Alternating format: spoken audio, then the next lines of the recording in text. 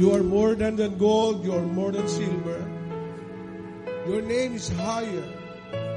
And every knee shall bow and every tongue confess that everyone declaring you are our Lord. Receive today the highest praises. Come on, let us worship Him. Hayaan natin tanggapin ang ating Diyos na buhay, ang ating mga handog na pagsamba, ang ating handog na pagpupuri. Hayaan natin tanggapin ang ating dakilang Diyos, the Creator of heaven and earth, the author and the finisher of our faith, the giver of life. He is Jesus. Let us exalt and lift the name of Jesus. Oh Lord, thank you God. Receive your worship, our worship. Let the adoration comes from our heart, comes from our soul, comes from our heart. It is only you, only you, only you, Lord.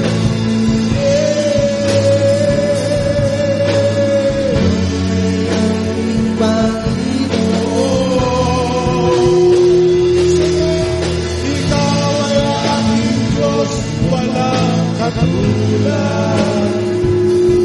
Ang pag-ibig walang magyan. Walang kautihan iban sa'yo. Ikaw ay ating Panginoon.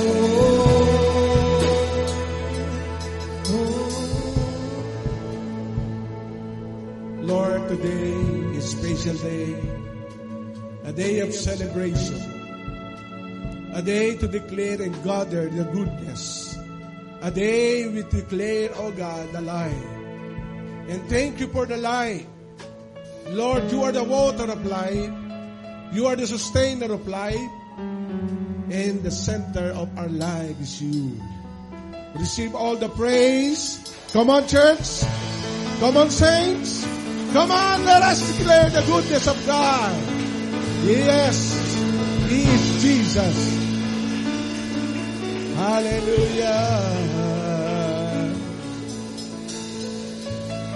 Salamat dakilang Diyos sa ipo namin pinapasako. Saan kami man naroon, ito sa Olsan, even online. Lord God, tumitingin ka, Panginoon, sa puso na hanggang tumanggap at magpuli sa iyo. Salamat dakilang Diyos, di kayang igulong ang aming pagsamba at aming puso. Malaya kaming sasambahin ka. Saan man tayo naroon sa tahanan, malaya natin sinasamba at pinapasalamatan ng ating Panginoon. Kaya walang tigil ang pag-agos ng tubig at bilang halaman, ito'y dumidilig sa bawat puso ng bawat isa. Yun ang ginagawa ng Panginoon.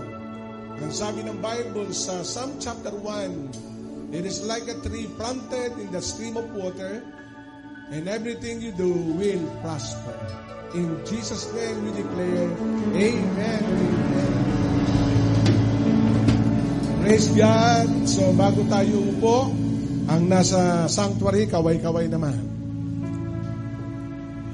Amen. We are so blessed sapagkat binuksan na muli ang ating pong ng gobyerno ang pagsamba, no? Tayo po ay under ng GCQ. Amen. So malaya na at patuloy na isasagawa. Patuloy na isasagawa ngayon ang mga importanteng bagay, essential. Amen? Kahapon po ako po ay may 3 akong kasal na naisod na inayusod. Dahil of the condition, ECQ, so kahapon, at itong mga susunod na Sabado naman, napa-schedule lahat.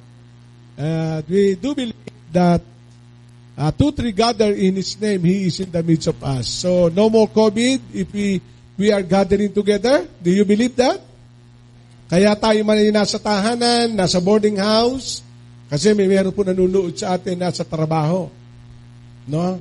Yung kanilang pinagsisilbihang bahay ay meron pong live video at sabi, yan ang ginagawa namin Sunday worship, bagamat magkaiba tayo ng oras. So purihin ang Panginoon dahil hindi na ikakahon ang salita ng Panginoon. Amen. Amen ba? So na-miss po ba natin ang bawat isa? Amen. I really mean. Mamaya magkakaroon tayo ng meeting after this dahil inihanda tayo ng Panginoon by next month, June. So magdo-double service na tayo para may occupied po yung tamang numbers ng in-require ng government. So ngayon ay per service. So announcement sa lahat, pwede na po kayong pumunta pero we need to obey the protocol from the government. So we need to gather. Kailangan yon, essential yon, sapagkat ito'y pagsamba natin sa Panginoon. So kailangan natin ang mag-double service. So this coming Sunday, first Sunday, tayo po 8 to 10. So all leaders 8 to 10 and 10:30 to 12. Amen ba? Amen? So palapakan natin ang ating Panginoon. Kaya napakahalaga itong ating hinihintay at ginagawa ang ating pagsamba. Okay, today, let us turn our Bible in the book of Philippians chapter 3 verse 13 and 14. Brothers and sisters, I do not consider myself yet to have taken hold of it, but one thing I do, forgetting what is behind and training toward what is ahead. Sabihin natin, what is ahead? Sabihin nga natin, what is ahead? So si Apostol Pablo ay ito yung nakapokus niya, what is ahead? Yung mga mangyayari sa hinaharap. Do you believe na merong increasing na gagawin ng Diyos ahead? Everybody? Amen? Do you believe that? That something good is going to happen ahead na sinasabi ni Paul? So kaya yun ang dahilan. Ang sabi dito, brothers and sisters, is talking the Philippian church. Yung brethren, yung mananampalataya sa mga taga-Pilipos, ang sabi niya, I do not consider myself yet to have taken hold of it. Hindi sa lahat ng bagay nagawa ko na. Amen? Everybody, tayo ay gumagawa sa Panginoon. We are worshiping God. We are serving the Lord. Amen? Lahat ay ginagawa natin present. But, we must be excited for the years to come. Yung ahead na sinasabi. Kaya ang sabi ng Bible ay ito, I press on toward the goal to win. Because we are created to win. Amen? Kaya tayo nagpapatuloy because we are excited yung mga mangyayari ahead. Hindi pwedeng ihinto ng COVID ang lahat. Amen? And what is ahead, yan ating pag-aaralan, and we are excited. Are you with me? Kaya sabi ng Bible, I press on toward the goal to win. Sabi natin, I am a winner. Sabi natin, I am a winner. Hindi tayo victim, we are victors. Amen? We are all winners. Ang lahat ng bagay ay ito ay parang digmaan. Alam natin, ang Bible ay nagsabi na ang Kristiyano inilintulad ng Diyos sa maglalaro, sa magsasaka, at isang sundalo. Isa lang na salita ng Panginoon na nakapaloob sa tatlong yon. Amen? Isa lang. Na kung saan kailangan po natin na tinatawag na endurance. Why? That is our life ahead. Yan yung ating inihahanda. Pinaghahandaan natin ang mangyayari sa hinaharap. Amen? Kaya sino dito ba inaasahan ahead? Amen? I'm so excited. And we are all excited. Right? Amen? Yung mga hindi nangyari nung unang panahon, mangyayari sa panahon ngayon. Kaya nothing to worry. Amen? Ano mang pinaplano natin? And we are excited doon sa mangyayari sa hinaharap. And today, I want to share to you about from this verse 14. I press on. Sabi nga natin, press on. Ano ba ang ibig sabihin ng press? Amen? Ano ba press on? No? Talagang full of energy. You need to press on. You need to prepare. Amen? For what happened. For what happening the coming years. You press on. Kaya sabi niya, press on toward the goal to win. Hello? Amen? Magpo-focus lang po ako dito na to press on. Very, ang sabi nga ng isang theologian, may mga word na tinatawag na self-explanatory word. Nothing to explain deeply. Dahil mayroong mga salitang tinutukoy kaagad ang ibig sabihin. Kaya press on toward the goal to win. Lahat ng ginagawa natin mga kapatid, may goal tayo, right? Are you listening? Lahat may goal. No? And what is your goal? Your goal is putting yourself to fulfill what is ahead. Siyempre, kung bakit naglalagay ka ng goal, ito ay nais mo mangyari sa mga susunod. Ano ang objectives mo, ano ang goal mo. Kaya sa buhay ng bawat mananampalataya, nais natin pag-aralan, ano ang naging sikreto ni Apostol Pablo kung bakit yung sinabi niyang, I press on toward the goal to win the prize, at ang sabi niya ay nakuha niya ito. Kasi sa Bible, kung ating pag-aaralan, si Pablo yung nagsabing, I have fight the good fight of faith, I finish the race. You want to finish the race? And that is ahead. You want to be a victor Christian, winner? And that is what we expecting for the ahead. Amen. Walang talo ng Kristiyano, right? Walang lumulugmok na Kristiyano. Kailangan natin, alam nyo, habang ako'y nagme-meditate, ito binigay sa akin ng Panginoon a weeks ago during my tune-up. Amen. And I always declare early in the morning, I am a winner. Amen. I am excited for what you're doing for me ahead, to my family, to the ministry of the Lord, to all leaders ng Life in Christ. Amen. At tayo lahat ay mananagumpay. And we need to prepare, to press on. Right? To press on. Dahil mangyayari ahead. Siyempre, ikay mananalo. Meron ba naman nakipaglaban? Ba't ka naan dyan? Gusto ko matalo. Wala namang in-interview. Ba't ka lumalaban sa boxing? Ay gusto kong bumaksak doon sa ring. No. Ang lagi sinasabi niya, kahit binubuli pa ang kaaway, gusto kong manalo. Right? Naandun yun eh. Napakahalaga na maunawaan natin that is your goal. Kaya ka pumasok sa buhay na yon, your goal is to experience freedom, victory, and to be a winner. Wala sumali sa takbuhan na sinasabi niya, ano gagawin mo dyan? Wala, gusto ko lang mag-jogging. No? Right? Ba't ka naan dyan? Nag-uniforme ka pa. Ba't ka naan dyan? Wala, gusto ko lang makita ng tao naglalakad dito. Ang goal nila ay matapos nila yung kanilang takbuhin. Amen? And what is a winner? According to some scholars said, the winner win to be a victory. Victory. No? Winner. Pag sinabing winner, you are the best among the group.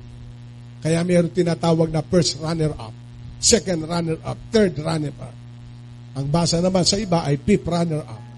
Pero hinihintay nila sa loob na sa 30 candidate na yon. Meron tinatawag na selection. 10, 5, and every candidate ay excited to mention. Right? At doing the best. Katatapos lang ng Miss Universe. Right? Miss Universe, in-interview, talagang kung todo nag-fasting, kung todo na-exercise, para pag nakita ng mga hurado, the best sila. May the best gown, may the best smiling face. Lahat yun. At kung ikaw ang isa sa kandidato, gusto mo makuha lahat yun. Kaya gagawin mo ang the best, right? At pag dumating na actual na yon, makikita ng mga hurado kung sino talaga ang lulutang. Sa kabila ng 30 nominado, merong namumukod na 5, 3, at hanggang sa matapos may isa. Amen? Pero sa atin sa Panginoon, ay lahat tayo winner. Right? Are you excited? Lahat po ba tayo? Kasi meron tayong labanan. Kasi minsan nakala natin, ang pagiging tagumpay ay nababasa lang sa isang anggulo. Tagumpay ka sa profession mo, narating mo yan. Pero hindi lang yaan ka nakapokus. Sapagkat meron tayong side ng ating emosyon, may side tayong physical, may side tayong emosyonal, may side tayo ng social, at ang isa sa napakahalaga ay may side na spiritual. Kaya, kailangan ay maunawaan natin, hindi lang iisa ang dahilan kung bakit tayo nais manalo. Yes, panalo ka kay Kristi, pero kay Kristo, talo ka. Nanalo ka nga kay Christopher, pero kay Kristo, bigla ka natalo. Are you with me? Kaya kailangan balanse. Na maunawaan natin, Lord, I am a winner. Sa kabila ng itong katagumpayan, ako'y nagsusumikap. Tagumpay ka professionally. Pero ano yung isang parte ng buhay natin na hindi tayo nananalo? Kaya dito sa verse 14, please, i-ano natin ng verse 14. Before I proceed to discuss it word for word. Ayan. Kailangan meron ka tinatawag na pagpapatuloy. Sabihin natin, pagpapatuloy. Hindi ka hihinto. Kung kayo may mga pangarap sa buhay, hindi ka hihinto. Magpapatuloy ka. Yan ang pundasyon ng talatang ito. Dahil pag tayo nagpapatuloy, nakakarating ka, right? Amen? Nung minsan ako ay lumuluwas noon, wala pang sakyan, naranasan natin mag-abang ng bus. Di ba? Lalo-lalo na pag hectic ang schedule, Monday, lahat nagluluwasan. At bilang pasahero, nagiging mapili tayo. Pag natanong natin yung bus, ay puro nakasabit, lampas. Ay nakatatlong bus ka na, hindi ka pa makasakay dahil ang gusto mo, makaupo ka. Pero minsan ako'y nag-aabang ng bus, nangusap ang Panginoon sa akin, anak, hindi mahalaga kung kayo makaupo o nakatayo doon, ang mahalaga ay kayo lumalapit sa destinasyon mo. Kaya ang ginawa ko, yung sumunod na bus, pinara ko, sabi ng konduktor, tatayo po kayo. No problem. Dahil hindi ako sasakay ng bus para ako'y makaupo. Hindi ako sasakay ng bus para ako'y tumayo. Ang nais ko ay makapunta ako sa aking destinasyon. What I need? Ang ginawa ko, ako'y sumiksik doon, nakasabit. Bagamat nakatayo, mahirap, pero palapit ako ng palapit sa aking pupuntahan. That is your goal. Fulfilling your goal and achieving your goal is a lot of process. Hindi ito 24 hours na pagkagising mo, may fairy tale kang mapapanag-inip kinabukasan. Eto na. No. Why? Dahil nais ang Panginoon, karapat-dapat tayo na magtagumpay. At pag karapat-dapat ka, magtatagumpay ka. Amen? Hello? Kaya, diretso lang. Ito ba? Nag-a-apply tayong trabaho, may pangarap tayo. Ang kagandahan ito ay nasa huli. Diyos sa pamamagitan ni Kristo Jesus ang buhay na hahantong sa langit. Kaya lahat ng ito ay makakamit natin sa pamamagitan ng ating Panginoon sa Kristo. Siya yung maghahantong, ihahatid tayo. At ako'y naniniwala, hindi na langit ang pangako ng Panginoon matapos tayo mamatay. Kayang gawin ng Diyos na kahit nasa lupa, ang buhay mo ay langit. Do you believe that? Amen? Agree po ba tayo doon? Na kahit tayo nasa lupa, maranasan natin ang langit na pagmamahal, langit na pamumuhay. Amen? Okay, let us proceed. Napakarami sinabi sa Bible, but I want to put it to detail. Verse 13. I start sa verse 13. Forgetting what is behind and straining toward what is ahead. Sabi natin, forgetting what is behind. Kailangan kalimutan natin ang lahat ng nakalipas. Dahil minsan yan ang dala-dala ng ating kaisipan habang tayo naglalakad. Yung mga discouragement, problem, standard, lahat na napagdaanan natin yun. But what we need to do toward what is ahead is this. Guard your mind. Bantayan natin ang ating isipan. Because deception operate sa two important part ng aking buhay, the mind and the heart. Kaya ang helmet of salvation ay nakalagay sa ulo. Because every understanding comes from the mind. Every decision, process from the mind going to the heart. Kaya si Pablo, ang sabi niya, I forget what is behind. Even victory, even my accomplishment, everything, I forget it because I'm excited for what is ahead. Right? Amen. And we must be excited for what is ahead. Hindi tayo nakabagna doon sa kaisipang iyon. Palayain natin ang ating kaisipan. Amen? Minsan iniisip mo, natatakot ka. Di ba? Iniisip mo kagad. Kaya ano sabi ng Proverbs? No? Trust in the Lord with all your heart. Do not lean in your own understanding. Understanding. Because understanding comes from underestimate. Because you underestimate, because understanding is there. Kaya minsan yun ang panukat mo. Sinusukat mo na, ina-underestimate mo na. Why? You understand things negatively.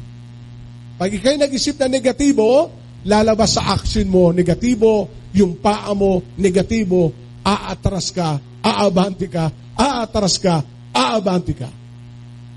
Pero kung solid ang nasa isip mo, you go forward and excited for what is ahead. Amen. Kaya napakahalaga mga kapatid ang kaisipan. Ano sabi ng 2 Corinthians 4:4? Reminder ito. Ang sabi ng 2 Corinthians chapter 4 verse 4, in whom the God of this world, sabihin natin God of this world. Ang sabi ng 2 Corinthians 4:4, let us read. In whom the God, small letter G, right? Small letter G, referring to Satan. Capitalize, referring to God, authority and almighty. Ang sabi diyan, in whom the God of this world had blinded the man. Alam nyo, yung pambubulag ay nanggagaling kay Satanas. Amen? Ano sabi diyan? Then which believe not. Para ang tao hindi maniwala, hindi manampalataya. Kaya ang ginagawa ng demonyo, inilalagay sa isipan natin, binubulag ang ating mga kaisipan, hindi na natin paniniwalaan what is the gospel. Lest the light of the glorious gospel of Christ. Binubulag. Inaalsa ka na paniniwala sa Bible. Kaya ako'y nagulat, mayroon isang preacher na wala, ang Biblia daw ay hindi totoo ang Bible. Eh, ba't pa siya nagbabasa? Sabi ko nga, ba't pa niya binabasa? Sino niloloko niya? Si Satanas lang ang nandadaya sa Biblia. Amen? Amen? Kaya totoo ang inyong hawak kay Biblia. Huwag kayong pabubulag. Amen? Kaya ang sabi ng preacher, kaya pag ikaw hindi nakapag-devotion, ay huwag kang magigilty. Why? Amen? Bulag na. Napakahalaga ang Word of God to establish your concrete belief through the Word of God. Kaya ano sabi ng 2 Corinthians 4:4? Kumikilos ang demonyo, binubulag ang mga tao, ang kaisipan ng mga tao para hindi maniwala. At ang sabi, lest the light of the glorious gospel of Christ, who is the image of God, shall shine unto them. Kaya pag tayo po, ang isipan natin ay nakakakita at hindi bulag, magniningning ka. Amen. Amen? So nasisilaw ako sa inyong mga kinabukasan because the shining gospel manifested to everyone ahead. Kaya yung liwanag na salita ng noon. Kaya we need to establish and guard our mind. Ang dapat wag mong pagtiwalaan ay ang salita lamang ng tao. Kung bakit sinasabi ng mga taong maangarlay ngayon, wala na ang Word of God. May nagsabi pa, wala nga revelation eh. Ano yung walang revelation? Saan nang galing ay tinuturo mo kung walang revelation? Amen. So maraming bagay, but we need to guard. Sabi nga natin, guard. Bantayan natin. Pag sinabang bantayan natin, importante ang mind. Right? Lahat ng bagay na binabantayan, mahalaga. Amen. Kaya you need to feed your mind with the Word of God. Hindi ka matatalo. Napakahalaga. Philippians chapter 2 verse 5. Ano sabi ng Bible? Let this mind be upon you, which was also the Christ Jesus. Ang sabi ng Philippians chapter 2 verse 5. Let this mind be in you, which was also Christ Jesus. Your attitude be the same as that Christ Jesus. To have Christ's attitude, we must have His mind. Sabi natin, attitude must have His mind, which will only comes from His Word. Kung gusto mo makabuo ng tamang belief, mind, and attitude, it comes from the Word of God. Kasi kung alam mo, yun ang gagawin mo. Tama? Amen po ba? Kaya do not limit God. Kaya you need to declare every day, Lord, I believe, I declare. Amen? Wala pong mali sa declaration. Walang mali sa declaration. Kasi ang Diyos ang una nagsabi niya, Jeremiah 29:11. Di ba? I have a plan for you, declares the Lord. Who is first saying declaration? God. Jeremiah 29:11. I have planned, sabing ganon. For you, declares the Lord. Ang ibig sabihin, every day sa ating mind, you need to guard your mind. Baka nagmumove ka na sa sarili mong mind. Your understanding. Kaya napakahalaga yung word. Tingnan nyo. Jeremiah 29:11, for I know the plans I have for you, declare. Who declares? Amen? Saints, who declare? Believers, who is declared? God. So walang problema sa deklarasyon. Kasi ang Diyos. Kaya kailangan natin, huwag mabulag. Kasi minsan nabubulag tayo. You need to guard your mind.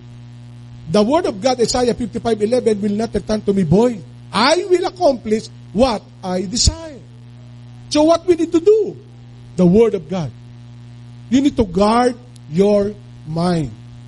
And your mind, nagpuplo yung word of God, will build the right attitude. Kasi kung ano yung nasa puso mo, lalabas sa'yo, right? Kung ano naririnig mo, niimbak mo sa yung puso, lalabas yun.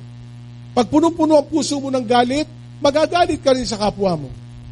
Pag ang puso mo ay punong-puno ng inggit, makita mo mga tao, inggit na inggit ka na rin. Amin po ba? Pero pag punong-puno ng pag-ibig ng Diyos, ang puso mo, kahit ikaw ay hindi nakakakita ng pagmamahal sa palibot mo, sasabihin mo, I love you because of God. So guard your mind. Amen? Amen ba? Kaya napakaganda. Umaga pa lamang declare, Lord, I'm so happy. I am beautiful. I am highly favored. I am powerful. Amen? Hindi umaga pa naman. Iniisip mo na, dumating na ang bill ng kung anong bill yan. Amen ba? Kasi alam niya, si Billy, dumadating niyang buwan-buwan. Kailangan nakaset ang mind mo for what is ahead. Na mula noon, hindi ka pinabayaan ng Panginoon. Right? Amen. Kaya, guard your mind. Amen. Hey, ang mga nasa inyong mga bahay, bantayan natin ang ating mga isipan. Proverbs 23:7. 23:7 of Proverbs. For as thinketh in his heart, so is he. Nabasa niyo po ba yan? Kung ano yung iniisip mo na nasa puso mo, ikaw yun. At ano sabi? Your thought life affect everything about you. Kaya tayo naaapektuhan sapagkat yun ang iniisip mo. Ina-underestimate mo ang kaluwalhatian ng Diyos at ang kanyang magagawa sa bawat isa. Ina-underestimate, sinusukat mo. Pero pag ang puso mo ay punong-puno ng salita ng Panginoon, ang sabi diyan, so your thought life affect everything about you and how you act, how you feel, and how you live. Naapektuhan talaga ang ating pamumuhay. Kaya napakahalaga nun. Na-guard your mind. Amen? Palapakan natin ang Panginoon. Ang isang mananalo,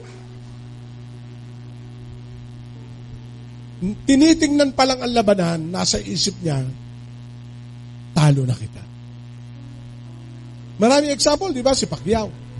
Pag umakyat si Pacquiao doon sa ring, ang unang niya sinasabi, this is my place. Amen? And I am a winner. Ang leon, kaya tinawag na King of the Jungle, kahit elepante, hindi niya tinatakbuhan. Dahil ang tingin ng leon sa lahat ng makita niya, pagkain kita. Amen? Hindi niya ini-estimate, ang laki ng ilong nito ang laki ng tenga nito. No. Kaya kahit ang Diyos at si Satanas ay tinawag na roaring lion. Pero ang God tinawag na Lion of Judah. Because of the character of a fighter. Amen? Amen. Kaya Satanas manggagaya yan. Ang unang leon na tama si Jesus, ang God. He is the Lion of Judah. Si Satanas naman, ginaya din sa 1 Peter. He is like a roaring lion.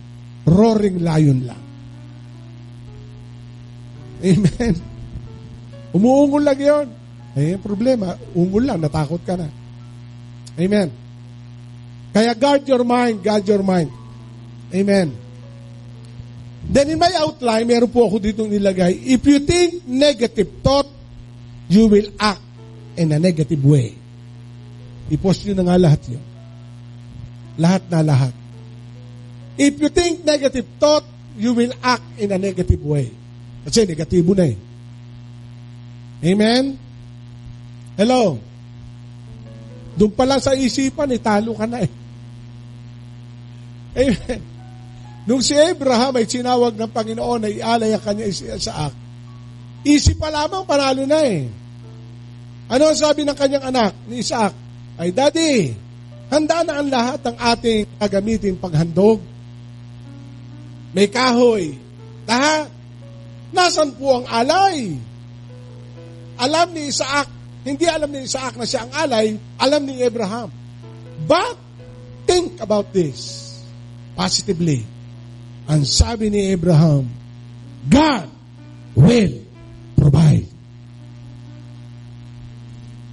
Kaya sa isipan pa lamang, dapat manalo na tayo. Sabi mo, naiisip ko, panalo na ako. Guys, yung nasa likod, naiisip nyo lang, panalo na kayo. Amen! Kahit marami kayong katunggali, panalo ako. Amen po ba? Hello? Huwag ka nga atras. Panalo ako.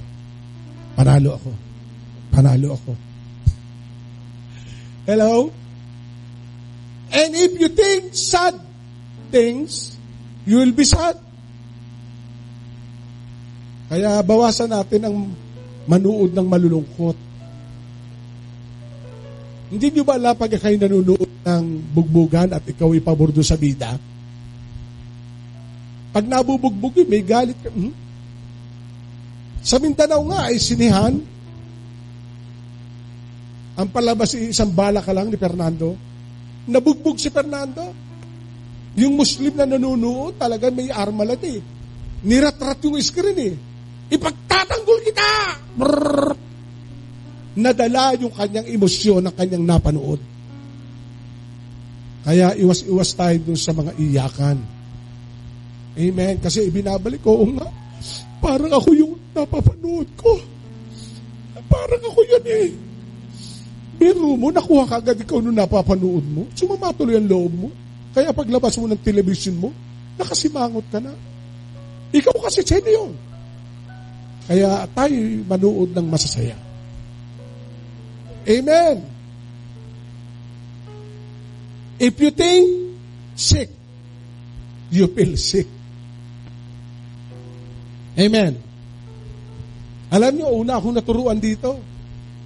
Kada umaga, I am healed, I am healed, I am healed. Amen. Pumunta kayo sa bahay namin, naku, napakalinis ng bakurang ko. Kaya sa umaga pa lang, nakabili ako ng kalaykay ko eh. May nagdadaan, may kalaykay ka ba? Hindi ko inisip na ako may sakit. Na kailangan ko magpahinga. Ang inisip ko, kaya ko to. O, di pinawisan ako, tapos nalinis ko. Amen. Kasi kung iisipin mo lagi, ang gagawin mo, naku. Hindi naman tayo extreme na dapat mag-ingat. Pero, narito yan. If you think you are worthless, you turn out to be worthless. Pag inisip mo na wala kang halaga sa pamilya mo, aalis na ako, wala akong halaga dito. Di ba? Ginawa ko naman ang the best, pero wala pa rin. Ang magiging count-out mo ay worthless pa rin. If you think bad thought, you do bad things. Kaya you need to guard your mind. Kasi naandyan ang deception ng kaaway. Kaya sabi ng Bible, di ba? Guard your mind as Christ. At magagard natin, ibalik natin doon sa isang verse. Ibalik natin, media.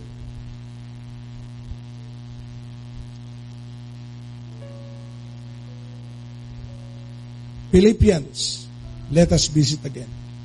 Philippians chapter 2 verse 5. Yan ang solusyon. Before I go to my next point. To guard your mind, because what you think is what you do, what you feel is what you act. Ang kailangan natin na ito, sinabi ni Pablo, let this mind be in you, which was also in Christ Jesus. Your attitude should be the same as that of Christ Jesus. You have Christ's attitude. We must have His mind, which will only come again, which will only come from the Word of God. Kaya hindi pagbabasa ng Bible to be religious, to be righteous. Busugin natin ang ating isipan ng salita ng Panginoon. Hindi naman natin i-chapwera ang mahalagang bagay. Pero listen to this, the very strong foundation of everything, the Word of God. Baka one day malamon ka na nakaabalahan mo na nawawala na ang salita ng Diyos sa puso mo. At kumikilos ka na ayon sa sarili mong kaisipan. Amen? Hello? Kaya kailangan natin bantayan ang ating kaisipan. Feed your mind. Spiritually, fill your spirit and mind. Amen? Kami ni Mrs. nung mag-boyfriend kami, girlfriend pa lang. Hindi lang namin ini-enjoy yung time together. Meron kaming Bible study. Bagamat siya'y naging steady ko na. Amen? Dahil kung may Bible study, mayroong Bible study. At darating araw, magkakaroon na ng home church. Amen? Amen? Yung word, ay buti nga ngayon, may chat na eh. Ako, pag bibisita, sister, ito ang pating basahin mo. O pag kami na upo, bumisita ko sa kanila, ano ang natin dyan? Kaya sa kapurihan ng Diyos, mula noon hanggang ngayon, matamis pa rin ang aming pagmamahalan because of the Word of God. The center is the Word of God. The center. Amen? Hindi ka malilihis dahil may salita ng Diyos na gagabay. In Psalm 119 verse 105, Psalm 119 verse 105, idagdag ko lang sa before I go to my second point. Ang sabi diyan, the word of God is the light in our feet and the lamp in our way. Psalm 119. The word, sabi nga natin, basahin natin isa. 1, 2, 3, read. Your word, okay, lakas natin. Your word is a lamp for my feet and the light of my path. So, that's true. Ang salita ng Diyos, ano ba ang lamp? Lampara.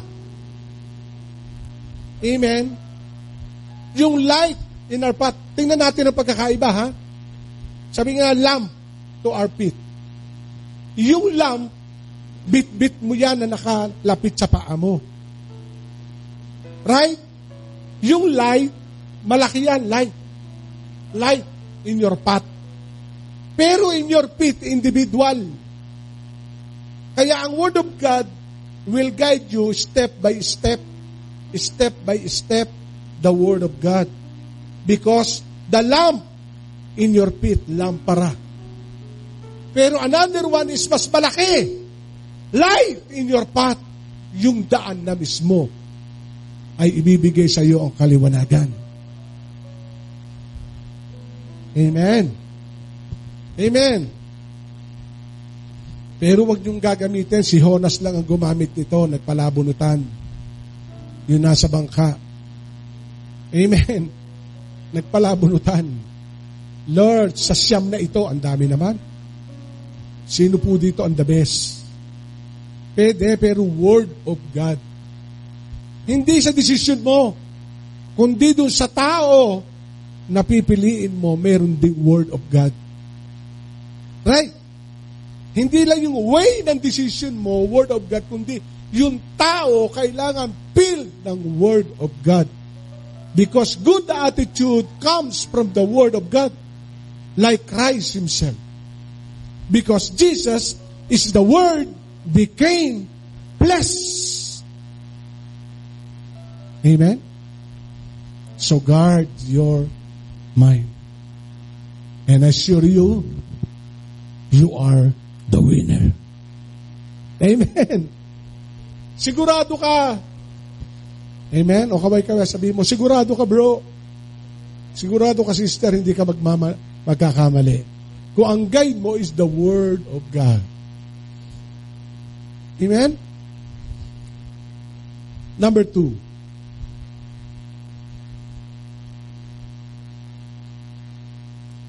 Ephesians chapter 3 verse 20.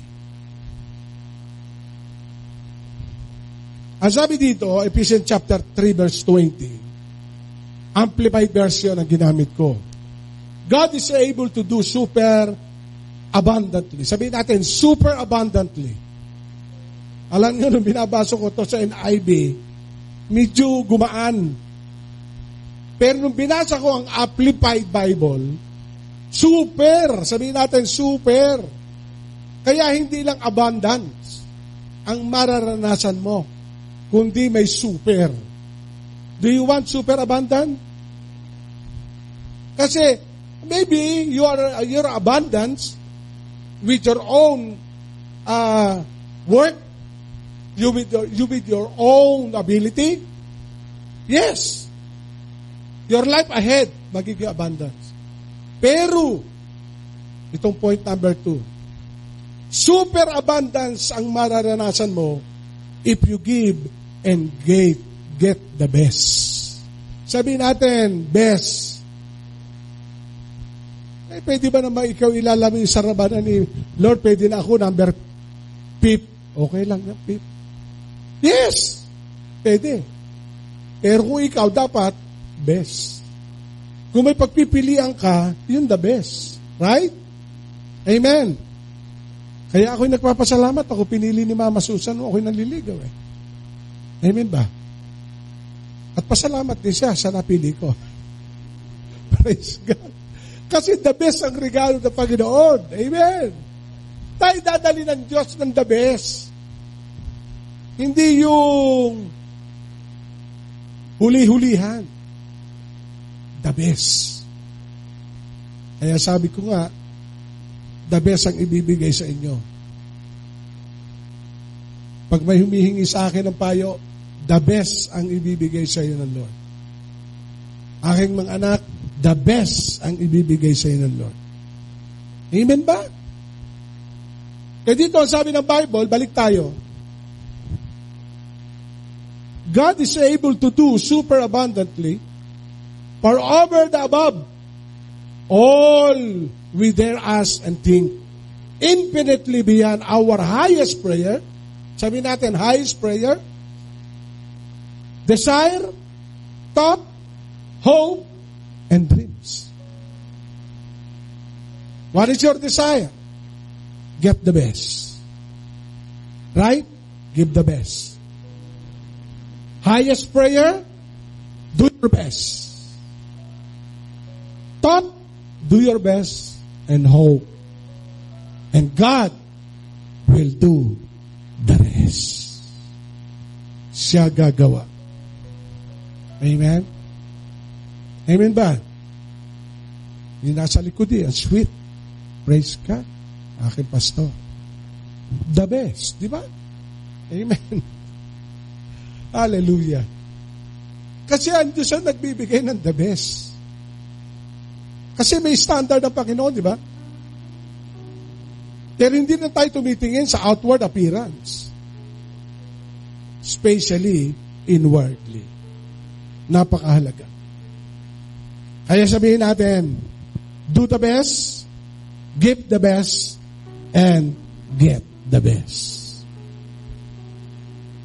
Kung ikaw ay mananakbo, the best ang ibibigay sa'yo. If you have a best, do you want best future? Best blessing? You need to do the best. You need to give the best shot. Lord, hindi ako napipilitan. Gagawin ko yung the best shot ko. Di ba sabi ko minsan, kung nasa huling takbuhan na tayo, pipilitin natin may ibalik ang lakas nung tayo nagsisimula to give the best shout, the best shot. We will give it the best. And I assure you, ang sabi ng Bible, ang sukatan na binibigay niyo sa akin ay sukatan na ibibigay ko rin sa inyo. Kaya anong sukat ang nais mo? Do the best. Amen. Kaya until now, the Lord revived my strength. I do my best, Lord. Amen. I serve the best. Until the last breath. At mahaba pa naman. We need to do the best. Amen. Palapakan natin ang ating Panginoon. Kaya sabi ni Paul sa verse 14 ng ating teksto, I press toward the goal to win the prize. To give the best. I press on toward the goal. Lalo nating i-focus, i-press on ang ating lakas. Because God is a God of reward. Ang Diyos ang nagbibigay ng lahat. And last, as I close, the same verse 14,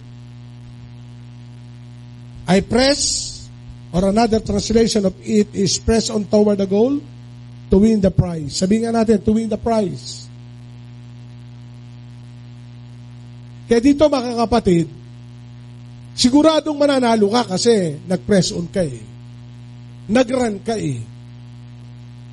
Amen. Kaya you need to gain the prize. Sabihin natin, gaining the prize. You need to gain the prize. Yes, Lord. Kaya anuman ang nangyayari sa ating bansa, sa ating mundo, you gain the prize. Amen? Naalala ko po isang television program ni Atty. Siso na ngayon ay anak na niya na ang kasama si Obet. Ano yung programa niya? Pag may katwiran, alam niyo yun? Pag may katwiran, o atimin niya, alam mo yun? O yung sinasabi lang ni Cardo. Pag may katwiran, ipaglaban mo. Amen. Kasi may katwiran ka eh. Ibig sabihin ng katwiran, maganda motibo mo. May goal ka. So you need to gain the prize, Lord. Amen. Kaya nga, yun ang inspiration mo. Lord, one day, you gain the prize. Karapat-dapat ka sa regalo ng Panginoon. Karapat-dapat ka na bigyan ng reward ng ating Panginoon. Kaya in closing, God is a God of reward. James chapter 1, verse 12. Blessed is the one who persevere under trials. Nakaka-relate ba tayo sa verse na ito? Blessed is the one who perseveres under trials because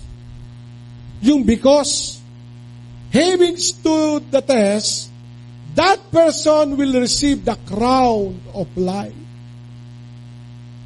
Kaya pag may trials, gawin mo lang itong tuntungan pataas. Kung may trials, gawin mo itong tulay na ikaw ay makalampas at makatawid. Dahil after trials, ang sabi ng Bible, that person will receive the crown of life that the Lord has promised to those who love Him. To those. Not only for me only. To those. Kaya kung may trials, rejoice. According to James. Amen? Amen? Kaya napakasarap na makamit ang prize if you have fight the good fight of faith because you have the goal. Amen? Kaya kung anong meron ka ngayon, because you fight for. Right? What you have today, because you fight for. Kaya natin to say, Lord, di ba't ito lang? There is more ahead. We need to fight. Huwag mo tuldukan ang buhay mo. My life is not yet finished. More from the Lord is waiting for you. May trials. Okay. Yes, Lord, may trials eh. But because, ang sabi niyan, blessed is the one who perseveres. Kailangan nating maitaguyod ito, mapalampasan ito. Yung because, dito ako napaiyak. When I read it, nailagay dito sa aking outline ng sermon. Because, having stood the test, pag nalampasan mo ang trials na yan, ang test na yan. Lahat ng bagay may testing, right? Kung kayo ay nagtatrabaho sa isang manufacturing, food manufacturing, or drink or beverages, may testing. Naalala ko nung na-assign sa Coca-Cola, tinetest ang sugar. Kung tama, bago ibote. Na-assign ako sa San Miguel Brewery, tinetest. At pag na-test na yan, ready to be a finished product. Yung testing, dinadala tayo ng Diyos in perfection. Because nais ng Diyos yung glory niya mag-shine sa'yo. Kaya dumadaan tayo sa testing. Love is the same. God will testing us. Stewardship is also the same. God testing us. Binalik-balik ako teaching kagabi ni Pastor Asian. God is not trusting the things to everyone that you cannot manage. Kaya tinetest tayo. Ang gunto, tinetesting ang karat, at yung presyo nakadepende sa karat kung ito ay dumaan sa testing.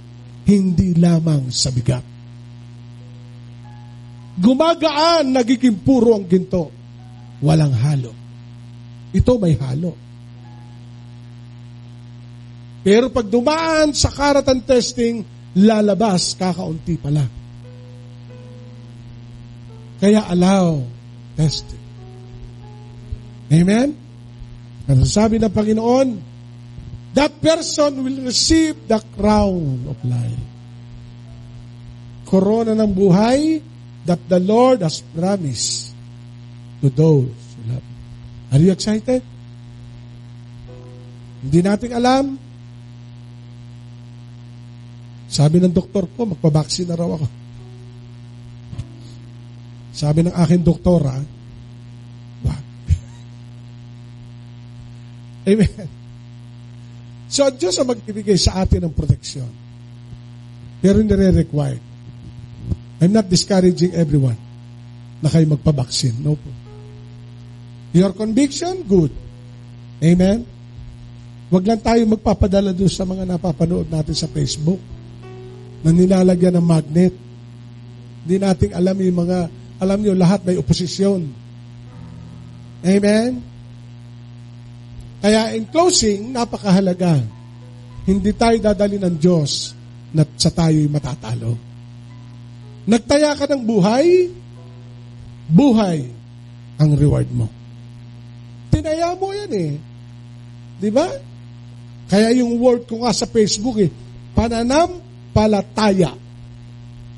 Sa pananampalataya, yung huling 4 na salita ang mahalaga. Taya, buhay ito. Sabihin natin, pananampalataya. Media, pakilagay nyo nga yung pananampalataya. Pananampalataya. The last 4 word ay taya. Ha? Letter. The last letter. Taya. Pananampalataya. Kaya, pag ikay nananampalataya, taya buhay yan. Ibigay mo na buhay mo. Guard your heart. Guard your mind. Amen? Do the best, and you will get the best. Work the best, serve the best. Kasi Diyos say, ang Diyos ayaw ng tira-tirahan. Kaya nga sabi nga ng Bible if you love God with all your heart, with all your mind, ang ibig sabihin, hindi mo titira-tirahan. Lord, masyado ng delay ang bukas ko, haharapin ko naman ito. Ang Diyos naman, hindi naman mapilit. Kasi meron tayong self-will. Ang tagal kong hinintay ito.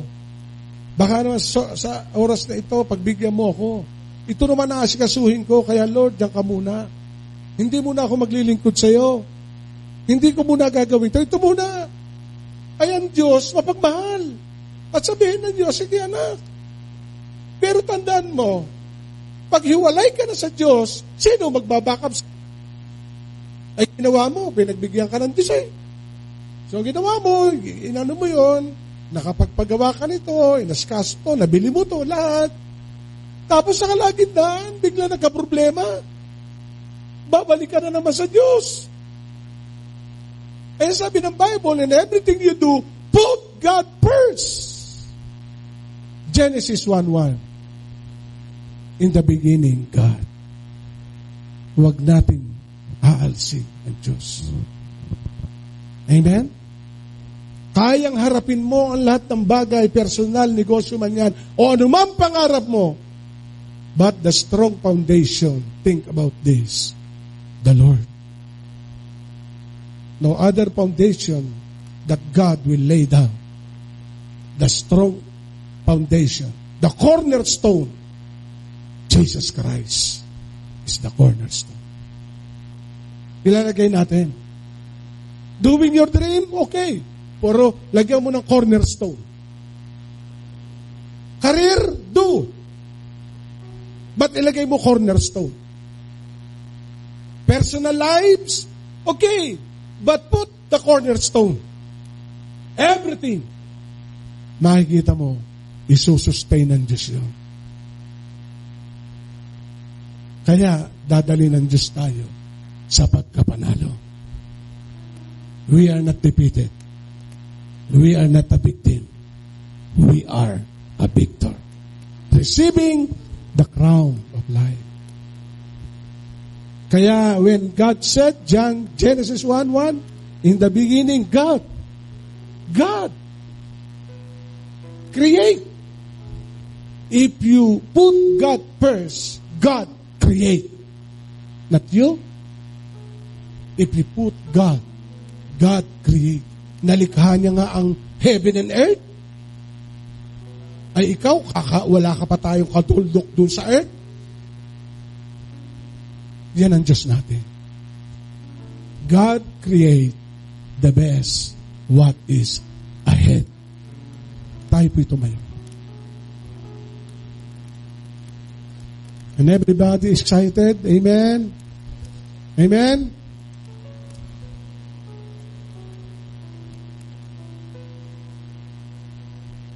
Ako lagi may pinapapakinggang kanta.